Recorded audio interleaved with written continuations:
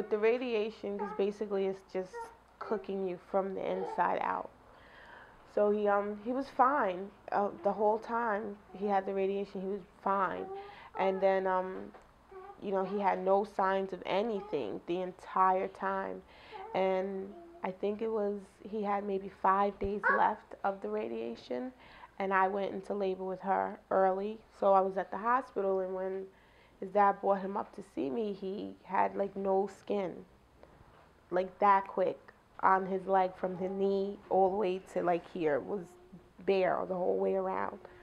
So when we took him back, they said it was normal, that's basically what happens with the radiation. And it was just, he couldn't walk, he couldn't wear any type of jeans or hard material pants, he couldn't even wear underwear because it was in the crack. And it was just horrible. He was asking us to buy him a Spider-Man wheelchair.